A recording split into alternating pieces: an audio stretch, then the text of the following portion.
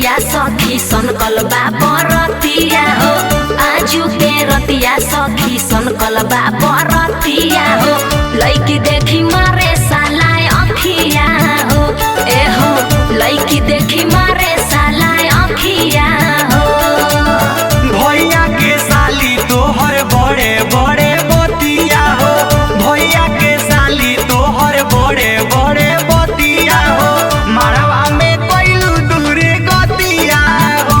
ए हो जान मारे नकावा के नथिया हो। नथिया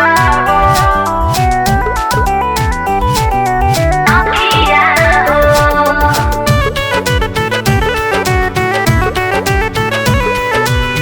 जान मारे नकावा के नथिया हो।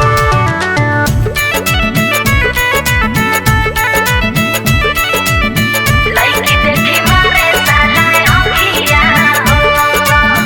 नाश्ता चोराई बसाले मार बड़ा खाई बसाले।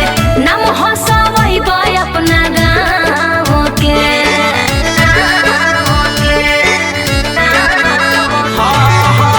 सुनो ये सोना साली कोरेलू चूना साली। छनकता पायल तोहरा पाँव के।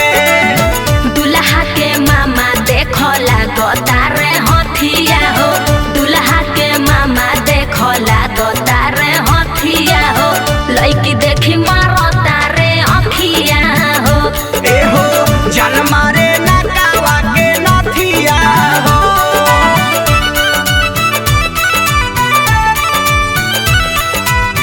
जान मारे नकावा के नथिया हो।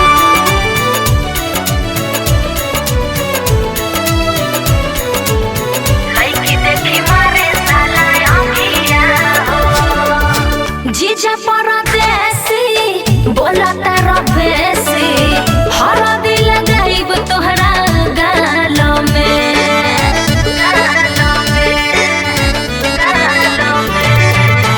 छोड़ब ना आज तोहे नेहाराज तोहे। तोहके बताइब जय माल में। पैसा के रिसना तोहर ठीक नइखे अदतिया हो। पैसा के रिसना तोहर ठीक नइखे अदतिया हो।